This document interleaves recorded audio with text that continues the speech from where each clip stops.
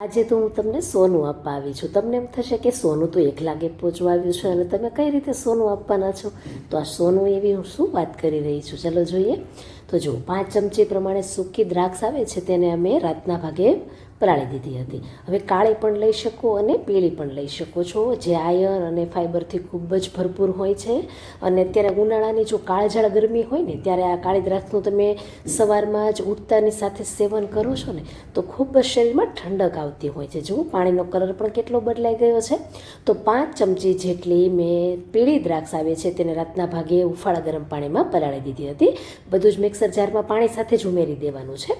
તો હવે જુઓ, આમ તો નેચરલી મીઠી જ હોય છે દ્રાક્ષ, તેમ છતાં એક સાકરનો ટુકડો અને 1 ટેબલસ્પૂન પ્રમાણે મોરિંગા પાવડર ઉમેર્યો છે. મોરિંગા પાવડર છે એ જ આપણું સોનું છે.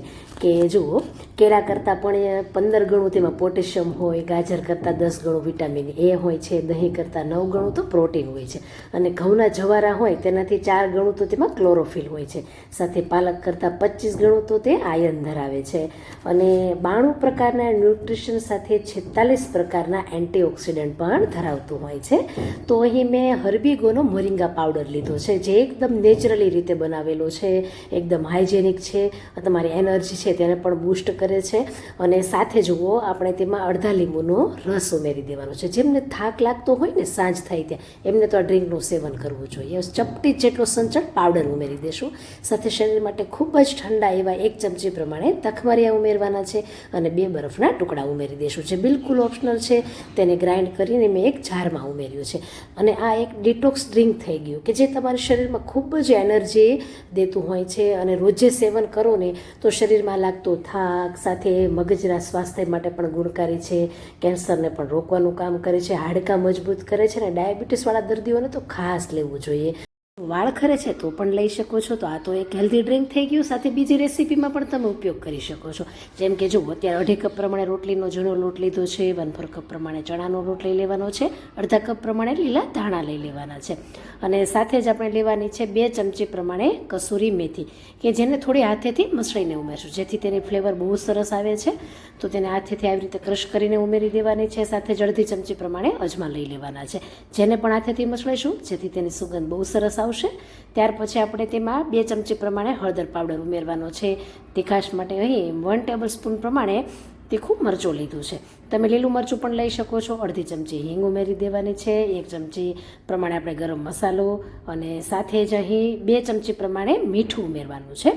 અને હવે દૂધી ઉમેરવાની છે, કે દૂધી પણ અત્યારે ઉનાળામાં તો તાસીરની ખૂબ ઠંડુ છે, તો 1 કપ પ્રમાણે મેં છીણેલી ઉમેરી છે. સાથે 3 ટેબલસ્પૂન પ્રમાણે તેલ ઉમેરી દેવાનું છે, જે વાનગીને સોફ્ટ પણ બનાવશે.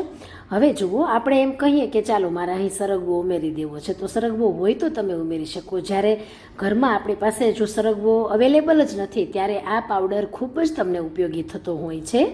તો જો સર્વિસ કરતા હોય કે પછી કોઈ પણ એવા તમે હાર્ડવર્ક કરો છો ત્યારે તમે સરગવો લેવા જવાના નથી, પરંતુ જો આ પાવડરને તમે આસાનીથી ઉપયોગમાં લઈ શકો છો. તેનું પેકિંગ પણ તમે જોયું કે જીપલોક બેગથી સરસ એવું પેક કરેલું છે. તો 1 ટેબલસ્પૂન પ્રમાણે અત્યારે હું તેનો ઉપયોગ કરી રહી છું. દરરોજ એક વ્યક્તિ 1 ચમચી પાવડર લઈ શકે છે. કે સરગવો એ સુપરફૂડ છે, સાથે 300 જેટલી બીમારીઓને દૂર કરનારો છે, અને આયુર્વેદમાં તો તેને સોના સાથે સરખવામાં આવ્યો છે. તો હવે આ પાવડરની લિંક છે ને હું ડિસ્ક્રિપ્શન બોક્સમાં આપું છું, તમે ત્યાંથી તેને પરચેસ કરી શકો છો. બધું સરસ રીતે પહેલાં તો મિક્સ કરી લેવાનું છે, અને ત્યાર પછી થોડું થોડું પાણી ઉમેરતા જશું અને તેનો સેમી સોફ્ટ એવો લોટ બાંધીશું. હવે ઘરમાં દાળ થતી હોય, શાક થતી હોય, ચટણી થતી હોય, તો એમાં બધામાં જ તમે આ પાવડરનો ઉપયોગ કરી શકો છો. અને જો આ રીતે સરસ એવો સોફ્ટ લોટ બંધાઈ ગયો છે, અને તેને હવે રેસ્ટ આપવાનો છે. તો બહુ કઠણ ન થઈ જાય એનું પણ ધ્યાન રાખવાનું છે. હવે ભીનું કપડું આપણે ઢાંકી દઈશું તેને, અને 5 જ મિનિટ તેને રેસ્ટ આપવાનો છે. જુઓ, 3 ચમચી પ્રમાણે પાણી વધી ગયું છે, 5 મિનિટ થઈ ગઈ છે. ત્યાર પછી થોડુંક એવું અડધી ચમચી પ્રમાણે તેલ ઉમેરીને તેને મસળી દઈશું, જેથી તે હાથ સાથે ચોંટે નહીં. અને ત્યાર પછી આપણે તેને નાના નાના લુવા કરી લેવાના છે. જો આ પ્રમાણે મેં લુવા કર્યા છે. અને જો વધારે ઢીલો હોય ને તો પછી તમે અટામણ કરી શકો છો. અહીં મેં લોટ થોડો સોફ્ટ જ રાખ્યો છે જેથી વાનગી એકદમ નરમ બને. તો રોટલીના લોટથી અટામણવાળી કરી લેશું અને તેને વણી લેશું. તો અહીં આપણે મોરિંગા પાવડરનો ઉપયોગ કરીને થેપલા બનાવ્યા છે. તો આ રીતે તમે હરેક વાનગીમાં ઉમેરતા જાઓ, જેમ કે આમાં આગળ કીધું એવી રીતે શાક છે, દાળ છે, કોઈ પણ સલાડ છે, બધામાં જ તમે વાપરી શકો છો. હવે લોખંડની તવી પર તેને બંને બાજુ શેકી લેશું. ઘી અથવા તેલ અથવા બટરથી તમે તેને શેકી શકો છો.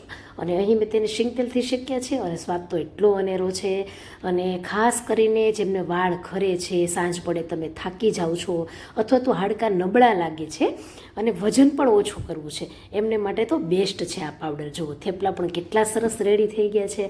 અને ખાસ કરીને આપણે તો ગુજરાતીઓને તો થેપલા વગર ચાલે જ નહીં. અને આ એક એવો નાસ્તો છે કે કોઈ પણ તમે સવારમાં પણ લઈ શકો, બપોરે પણ લઈ શકો અને સાંજે પણ લઈ શકો છો. તો આવી જ રીતે તમે રોટલી, ભાખરી, પરાઠા, શાક, ચટણીઓ અને રાયતા છે, દહીં છે, છાશ છે, બધામાં ઉમેરીને ખાઈ શકો છો. બહુ જ હેલ્ધી એવો પાવડર છે. અને દહીંના રાયતા સાથે તો અત્યારે ઉનાળામાં એટલી મજા પડી જતી હોય છે અને ટેસ્ટ તો તમને ખ્યાલ ન આવે કે તમે એમાં પાવડર ઉમેર્યો છે, એટલે બધા જ ખાઈ શકે, બાળકથી લઈને વડીલો બધા જ. તો 1 ટેબલ સ્પૂન પ્રમાણે તમે 3 વ્યક્તિ પ્રમાણે વાપરી શકો છો. અને તેને પેક કરવો પણ જુઓ કેટલું ઇઝીલી છે. તો આ રીતે તેનું ડબલ પેકિંગ આવે છે, એટલે હાઇજેનિક પણ એટલો જ છે. ખૂબ જ તેની કાળજી રાખીને બનાવવામાં આવેલો છે. અને તેની લિંક મેં ડિસ્ક્રિપ્શન બોક્સમાં આપી છે. તો આજથી જ લેવાનું ચાલુ કરો. ફરી મળીશું. આવજો.